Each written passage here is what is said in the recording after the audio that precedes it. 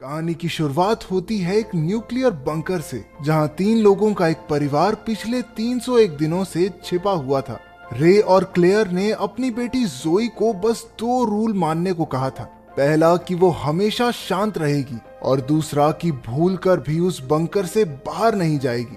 Bunker के बाहर पूरी दुनिया एक जानलेवा वायरस के फैलने से बर्बाद हो चुकी थी, जिसके बाद सिर्फ वही बच पाए थे। इस वायरस ने इंसानों को खतरनाक जीवों में बदल दिया था, जिन्हें वो ब्रीदर्स कहते हैं। वो किसी भी इंसान को देखते ही बेरहमी से मार डालते थे।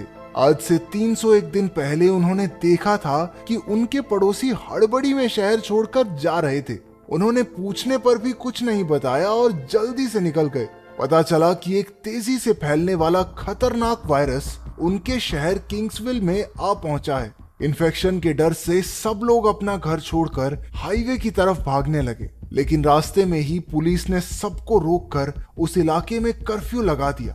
तभी तो फाइटर जेट्स ने जोरदार बमबारी शुरू कर दी, जिससे लोगों में अफरा तफरी मच गई। रे जल्दी से अपने परिवार को एक स्कूल की तरफ ले आया और इससे पहले कि उन पर भी बॉम्ब गिरता, वो सब एक अंडरग्राउंड शेल्टर में उतर गए।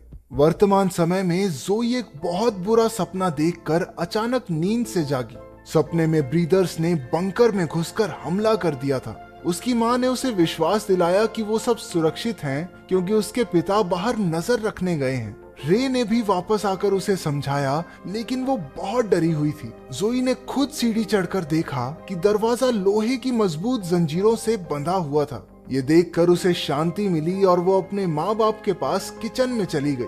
फिर उसने अपनी माँ क्लेयर के साथ रोज की तरह दीवार पर एक और लाइन बनाई, जो दिखाती है कि उन्हें उस बंकर में रहते हुए एक और दिन पूरा हो चुका है। अब उन्हें वहाँ पूरे 302 दिन हो चुके थे। इतना वक्त अकेले रहने से जोई उदास थी, क्योंकि वहाँ उसकी उम्र का दूसरा कोई बच्चा नहीं था। वो इस गुमसुम जगह में रहते रहते थक चुकी थी। इसके बाद वो सब खाना खाने बैठे, लेकिन पता चला कि खाने का डिब्बा एकदम खाली था। असल में वहाँ एक चूहे ने घुसकर उनके बचे खुचे डिब्बे खाली कर दिए थे।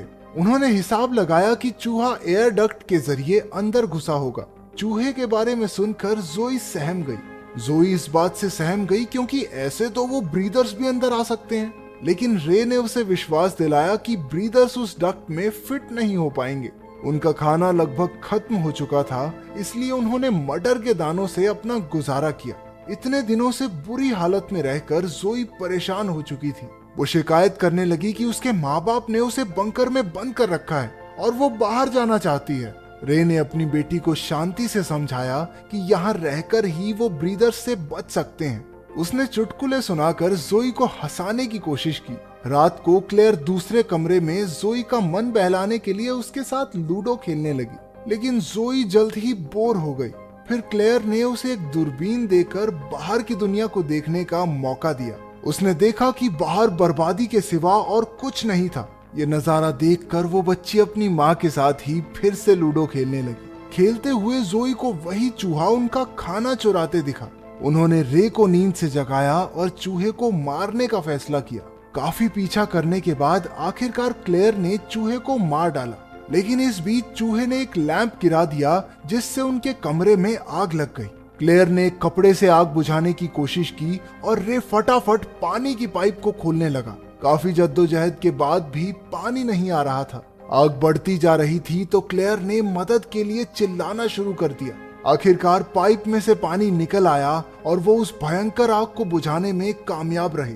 लेकिन अब दिक्कत ये थी कि आग का धुआं एयर डक्ट के जरिए ऊपर जमीन की तरफ जा रहा था।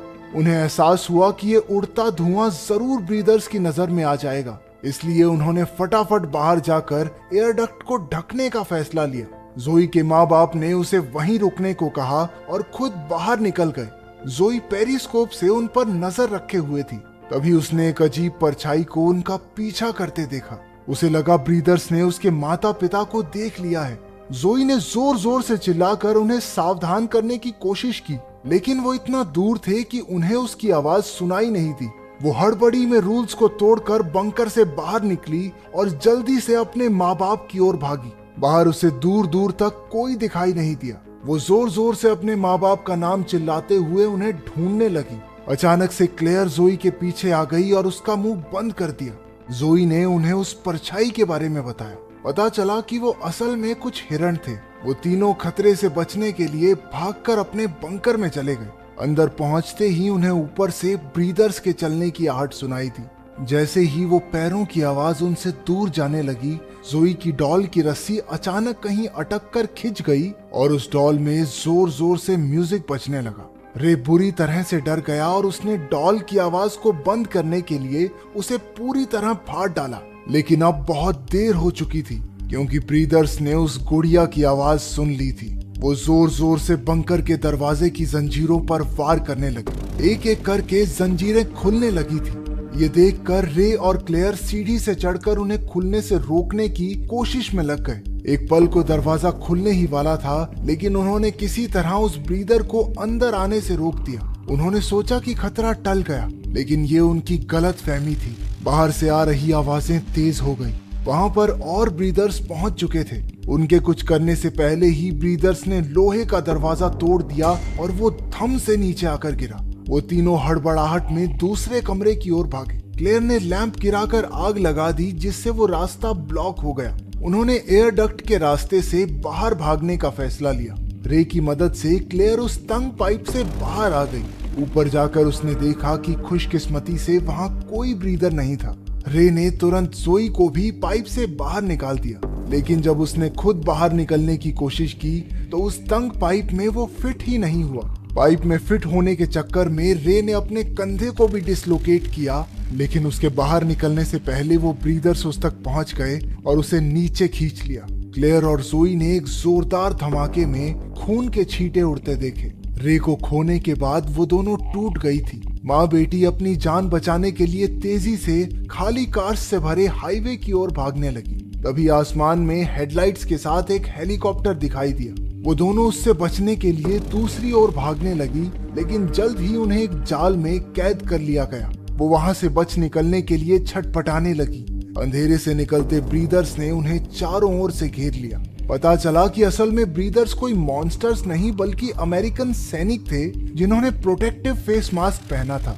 तभी अचानक हमें पीछे की कहानी दिखाई जाती है। उनके बॉम्ब से बचकर बंकर में आ जाने के बाद क्लेयर ने अपने परिवार को एक चोट दिखाई जो काली पड़ गई थी।